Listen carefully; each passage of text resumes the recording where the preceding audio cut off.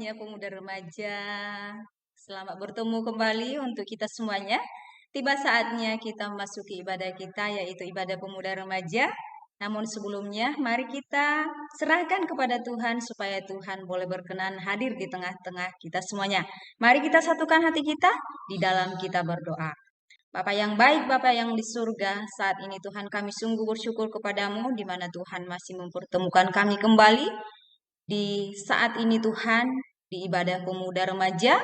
Tuhan Yesus, kami undang, hadirlah Engkau Tuhan di ibadah ini, di dalam hati kami pribadi lepas pribadi. Biarlah kiranya di dalam ibadah ini Bapa, kami boleh menikmati kasih-Nya Tuhan, hadiratnya Tuhan. Dan sebagai ucapan syukur kami mau memasuki ibadah ini Bapa, dengan hormat syukur serta kemuliaan kami kembalikan kepada Tuhan Yesus. Engkaulah yang berkarya Bapa di dalam ibadah ini dari awal sampai selesai nantinya. Di dalam namamu kami berdoa dan syukur, haleluya, amin. Puji Tuhan, pemuda remaja, jikalau pada saat ini kita masih ada hidup di tengah-tengah dunia ini, merupakan kesempatan yang luar biasa yang Tuhan masih percayakan untuk kita nikmati. Mari kita bersama-sama memuji, memuliakan nama Tuhan, menyenangkan hati Tuhan dengan hati kita yang sungguh-sungguh. Pujian kita yang dinaikkan oleh Nikita tentang kasih itu lemah lembut, kasih itu memaafkan, mengampuni, kasih itu juga murah hati. Mari kita bersama-sama menaikkan pujian ini dengan sungguh-sungguh di hadapan Tuhan.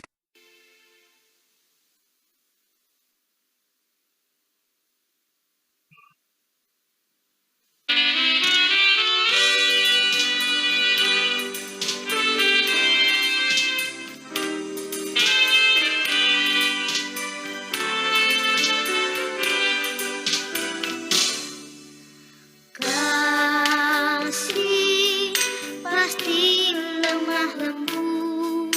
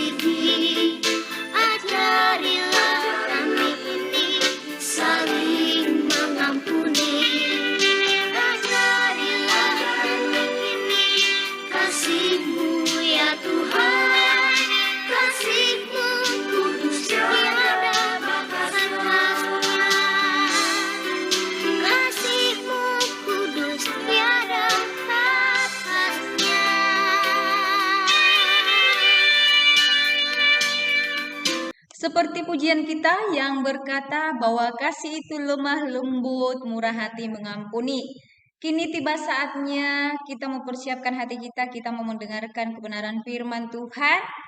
Mari kita meminta supaya Roh Kudus bisa memimpin kita semuanya untuk kita mengerti kebenaran firman Tuhan dan kita bisa hidup di dalam melakukan kebenaran firman Tuhan. Mari kita satukan hati di dalam berdoa. Kita berdoa. Tuhan Yesus yang baik, kami selalu bersyukur kepadamu Tuhan, buat firman-Mu yang selalu menegur, menasihati, mengingatkan kami. Saatnya Tuhan kami akan mendengarkan kebenaran firman-Mu, mari Engkau berfirman dalam hidup kami. Roh Kudus bekerjalah bagi setiap hati kami. Mari Tuhan, hati kami yang keras Engkau lembutkan. Di saat kami ingin menolak Tuhan, Engkau tegur kami Tuhan supaya kami bisa merendahkan hati kami di hadapan Tuhan. Roh Kudus jamah kami, tuntun kami, pimpin kami, dan tolong kami. Sempurnakan firman-Mu bagi setiap kami yang mendengarnya Tuhan. Di dalam nama Tuhan Yesus kami berdoa. Haleluya. Amin. Pemuda remaja, hari ini kita akan mendengarkan kebenaran firman Tuhan. Tema kita hari ini, kita akan membahas kekerasan dalam rumah tangga. Wow, kekerasan dalam rumah tangga. Tentu saja semua kita pemuda remaja tidak menginginkannya. Betul sekali ya. Tidak ada satu orang pun yang menginginkan kekerasan terjadi di dalam keluarga kita. Kekerasan dalam rumah tangga, bagaimanakah Alkitab memandangnya? Bagaimanakah firman Tuhan menentang kekerasan ini di dalam kehidupan keluarga? Mari pemuda remaja kita simak firman Tuhan pada saat ini. Firman Allah menentang kekerasan. Dikatakan firman Allah menentang kekerasan. Di sini kita melihat bersama-sama membaca di dalam Kejadian pasal 1 dan 2 dikatakan bahwa pernikahan satu daging. Suami istri adalah pernikahan satu daging. Artinya sebagai satu hubungan yang saling membantu. Di dalam Efesus 5 ayat 21 dikatakan bahwa hubungan yang saling merendahkan diri satu sama lain. Suami dan istri harus benar-benar menjalin hubungan di mana mereka saling merendahkan diri, merendahkan hati maksudnya ya. Di dalam Efesus 5 ayat 22 sampai 24 dikatakan di sana bahwa kamu istri diminta untuk tunduk kepada suami. Tunduk di sini taat patuh. Apa yang suami minta, istri harus menaatinya. Di dalam Efesus 5 ayat 25 sampai 33 dikatakan juga ini khusus untuk suami ya. Suami diminta supaya rela berkorban bagi istrinya. Dan di dalam 1 Korintus 7 ayat 4 dikatakan suami istri itu haruslah saling mengasihi. Mazmur 127 ayat 3 dikatakan bahwa anak-anak adalah milik pusaka Allah yang harus disayangi, dirawat oleh orang tua dan dididik dengan benar. Di dalam Efesus 6 ayat 4 dikatakan supaya bapak-bapak jangan membangkitkan amarahnya kepada anak-anaknya. Firman Tuhan ini diberikan kepada kita sebuah teguran, sebuah peringatan yang sangat jelas untuk semua keluarga tanpa terkecuali.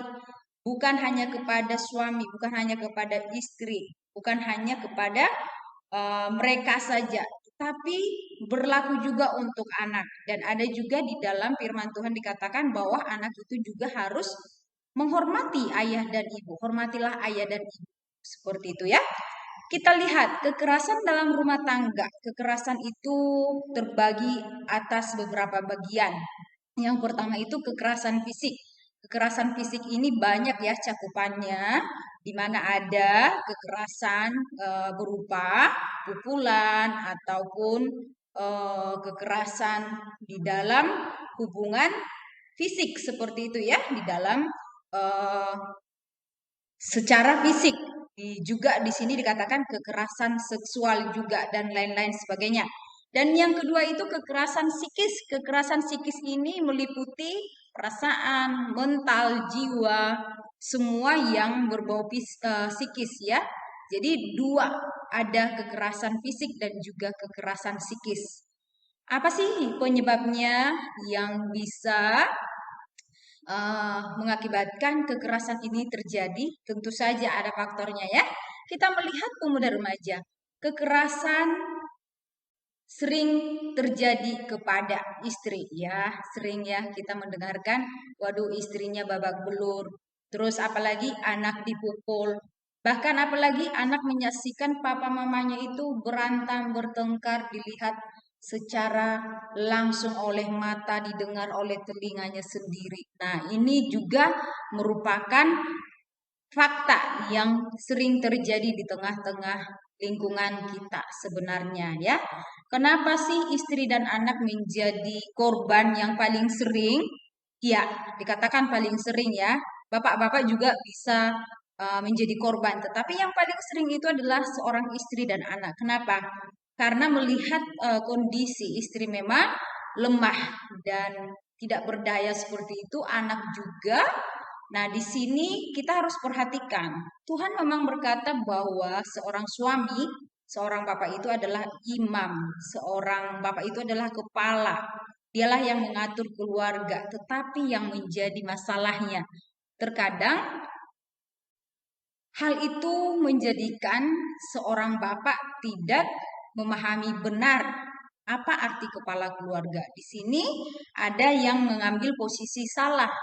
Dia menganggap bahwa segala sesuatunya dia yang atur dan bagaimana cara mengaturnya terserah dia. Apakah bentuk kekerasan, apakah itu dengan bentuk yang baik. Di sini harus dipahami benar-benar sebagai seorang kepala keluarga atau seorang suami seperti itu ya. Nah, kita melihat apa sih penyebab terjadinya KDRT, kekerasan dalam rumah tangga, dan apa sih solusinya? Sebenarnya banyak sekali yang menjadi faktor penyebabnya. Mungkin kita pernah menyaksikan atau mungkin di antara kita ada yang menjadi pelaku atau mungkin ada di antara kita merupakan seorang yang menjadi korban. Di sini firman Tuhan bisa kita melihat penyebab terjadinya kekerasan dalam rumah tangga itu tentu saja banyak ya. Di sini cakupannya bisa dirangkum. Faktor sosial. Faktor sosial itu bisa mempengaruhi seseorang melakukan kekerasan dalam rumah tangga ya, sosial. Misalkan dari media sosial ya.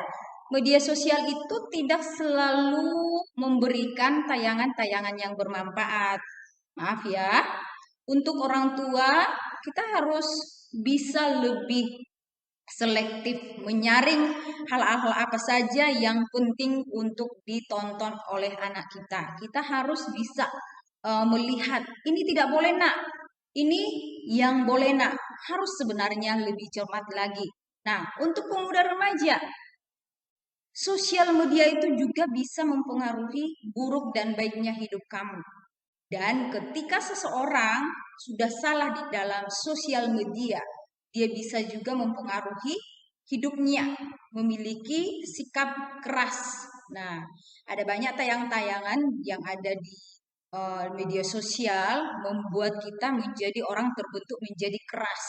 Akhirnya terbawa juga kepada rumah tangga. Atau mungkin semasa kecil ketika si anak ini menangis, orang tuanya bilang, diam, kamu nggak boleh menangis, diam. Anak dipukul. Akhirnya anak tidak berani menangis, memendam. Sehingga sewaktu dia sudah menjadi besar, menjadi seorang suami, di situ dia melampiaskan dendamnya seperti itu ya. Banyak sih yang menjadi faktor penyebab sosial hubungan masyarakat akan membuat perilaku seseorang ini mempengaruhi tindakannya di dalam keluarganya. Faktor individual kekerasan ini, misalkan seorang istri memiliki masalah tertentu dengan keluarganya secara individual, personal, ini juga bisa mengakibatkan kekerasan. Faktor budaya, nah faktor budaya ini ya bisa juga terjadi. Mungkin bagi budaya yang satu ini bukan hal kekerasan, tapi budaya yang lain itu merupakan sesuatu yang luar biasa menunjukkan sifat yang tidak baik, bertolak belakang. Jadi budaya yang satu dengan budaya yang lain, misalkan suami istri sudah ada menjalin pernikahan dengan latar belakang budaya yang berbeda. Budaya ini akan membuat kita harus bisa melihat apa sih yang pantas aku harus tunjukkan kepada istri, kepada suami. Nah, faktor budaya ini juga bisa mengakibatkan terbentuknya suatu sikap kekerasan seperti itu ya. Ada yang terakhir ini faktor ekonomi. Saya rasa dan saya bisa menyaksikan langsung ya, banyak ini kejadian-kejadian faktor ekonomi ini salah satu faktor terbesar yang mempengaruhi kekerasan di dalam rumah tangga.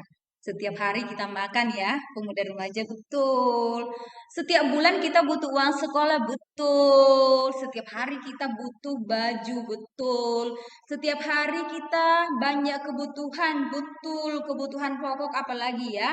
Tapi faktor ekonomi ini sangat mempengaruhi. Misalkan suami pengangguran atau istri pengangguran atau kedua-duanya lagi di PHK, dipecat atau mungkin ekonominya turun drastis, mungkin dia berjualan di toko tidak laku atau masalah-masalah harus memiliki utang besar, bahkan sampai gulung tikar. Gulung tikar itu artinya sudah bangkrut. Nah, ini mempengaruhi pola pikir sehingga masalah yang terjadi kekerasan di dalam rumah tangga. Dia tidak tahu lagi harus melampiaskan kepada siapa. Yang terjadi adalah pelampiasan kepada anak, kepada istri. Nah, apalagi seorang bapak tidak boleh dong ngomong sama anaknya. Kamu tahu nggak ya? Saya capek bekerja. Saya harus banting tulang, keringat, begini, begini, begini untuk menyekolahkan kamu seperti ini. Sebenarnya tidak perlu ya disampaikan kepada anak karena memang itu tugas orang tua. Orang tua sudah menjadi tanggung jawabnya menyekolahkan anaknya. Jadi kalian juga pemuda remaja harus paham orang tua itu bekerja dengan keras. Kalian harus hargai ya, harus dihargai. Uang itu nggak gampang, nggak mudah didapatkan. Butuh yang namanya jerih payah, payah mendapatkan uang. Jerih lelah harus mengalami kelelahan untuk mendapatkan uang. Mungkin bapak ibu kita harus sakit, harus kena hujan, kena matahari, harus kalau dia seorang petani harus digigit semut, harus kena hujan, harus menahan panas. Itu yang di lapangan ya. Nah, bagaimana kita pemuda remaja? Dengan seenaknya kita disekolahkan lalu tidak mau belajar. Kita asal-asalan belajar gimana? Apakah kita tega? Orang tua kita mendapatkan uang dengan beratnya. Kita tidak menghargai? Jangan ya. Jadi faktor ekonomi ini sangat mempengaruhi besar bagaimana kekerasan di dalam rumah tangga itu terjadi. Nah, terus solusinya apa? Jika kita mengalami KDRT sebagai korban ya, tindakan yang harus kita lakukan yaitu menghindar ya, menghindar. Kalau sudah tahu suami itu suka ringan tangan, tampar istri, pukul anak, siksa anak. Kalau sudah tahu seperti itu hindari ya, hindari. Caranya gimana? Sebisa mungkin menjauhlah, jauh, jaga jarak seperti itu. Laporkan, yang kedua melapor. Ada hukum ya, hukum jelas dari pemerintah. Kalau ada tindakan KDRT jangan tutup mulut, jangan diam, jangan takut diancam, tapi laporkan. Laporan ini sangat berguna menyelamatkan kita dan menyelamatkan si pelaku. Artinya apa? Kita harus jujur ya. Kita harus jujur apa yang kita rasakan, yang kita saksikan, yang kita dengarkan, kita harus jujur. Kita harus menegakkan keadilan ya. Artinya kita tidak mau dong disiksa terus-menerus dan kita tidak mau juga dong si pelaku hidupnya seperti itu terus. Artinya melapor di sini bukan supaya kita melampiaskan balas dendam kita bukan, tetapi kita menolong diri kita dan menolong si pelaku juga ya. Dan berikutnya menyelesaikan. Menyelesaikan ini termasuk ya dengan melapor tadi, menyelesaikannya juga bicarakan baik-baik. Apa akar masalahnya? Dibicarakan dengan baik-baik, bukan dengan emosi, bukan dengan marah, tapi dibicarakan dengan baik-baik. Harus ada minta maaf dan ada memaafkan. Tuhan juga minta supaya si pelaku dan korban KDRT ini mengalami yang namanya kesembuhan dan pemulihan. Jika tidak ada kesembuhan dan pemulihan, maka KDRT ini akan berlanjut terus. Akan berlanjut terus. Kita melihat tokoh Alkitab yang mengalami KDRT ada ya di Alkitab. Di sini saya hanya membuat sebagian saja. Nah, Yusuf itu pernah ya mengalami kekerasan di dalam keluarganya. Saudara-saudaranya yang lain membuang dia ke sumur, menjual dia, bahkan iri kepada dia. Ini adalah kekerasan secara fisik dan juga psikis ya. Kain dan Habel ya. Kain juga menjadi pelaku di mana dia cemburu, dia pun membunuh Habel ya. Esau menjadi korban karena Yakub menipu dia. Ini termasuk kekerasan psikis, memanipulasi, menipu Esau ya. Terus ada juga dikatakan di Alkitab perempuan yang digauli ya, psikis, pelecehan ya, yang digauli oleh saudaranya sendiri di dalam perjanjian lama. Dan masih ada lagi kekerasan-kekerasan yang lainnya. Pemuda remaja, kita harus mengetahui bahwa Tuhan itu sangat menentang kekerasan. Kenapa? Semua ciptaannya itu adalah milik pusaka Tuhan. Milik pusaka, milik yang sangat berharga, harus dihargai, harus disayangi, harus dikasihi. Kalau kita menunjukkan sikap kekerasan, berarti kita sedang menunjukkan bahwa pribadi kita itu bukanlah pribadi sebagai anak-anak Allah. Kita menunjukkan bahwa kita itu tidak mencintai damai, tidak mencintai kesejahteraan, kerukunan. Firman Tuhan katakan di dalam Mazmur 133 bahwa Tuhan akan memberkati keluar rukun satu sama lain. Bahwa berkat-berkat Tuhan akan jatuh, turun, tercurah untuk keluarga yang rukun. Nah, keluarga kita antara papa, mama, koko, cece, adik, kakak, abang, semua kita punya masalah. Jika mereka memiliki salah, biarlah kita tidak mengingat-ingat kesalahan itu, apalagi kita melakukan kekerasan. Hormati orang tuamu sebagai orang tua. Hormati cece kokomu sebagai cece dan koko. Sayangi adikmu. Suami-suami harus menyayangi istri. Istri harus tunduk taat kepada suami. Suami dan istri harus menyayangi anak-anaknya. Sebab kita di luar, kita akan berangkat melangkah keluar, melangkah ke sekolah, ke masyarakat, melangkah ke mana saja itu awalnya didasari dari sebuah keluarga.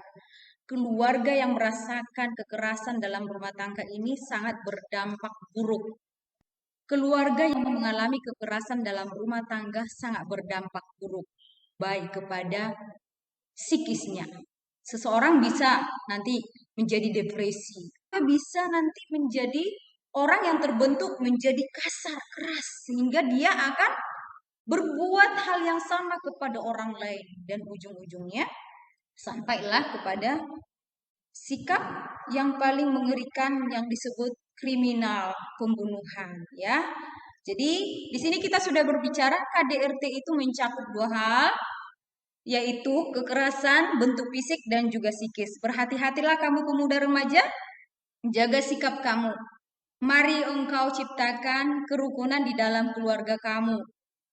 Mari, biarlah kebenaran firman Tuhan ini menolong setiap kita untuk kita boleh belajar terus bagaimana sebenarnya tujuan Tuhan adalah untuk menjadikan keluarga sebagai keluarga Allah di tengah-tengah dunia ini. Keluarga Allah adalah keluarga yang cinta, damai, rukun, sejahtera.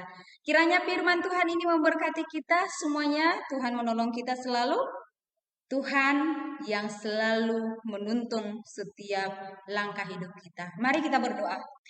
Bapa di surga, Bapa yang baik, demikian kebenaran firman-Mu Tuhan tentang kekerasan di dalam rumah tangga.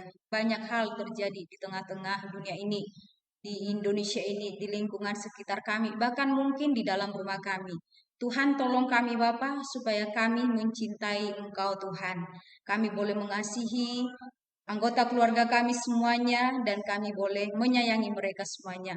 Biarlah kami bisa menguasai diri kami, mengontrol diri kami Bapa. Kami boleh bersikap lemah lembut, memaafkan, mengampuni. Biarlah kami saling murah hati satu sama lain, bisa menerima satu sama lain. Terima kasih Bapa di surga. Demikianlah firman-Mu, sempurnakan untuk kami semuanya. Di dalam nama Yesus kami berdoa dan bersyukur. Haleluya. Amin.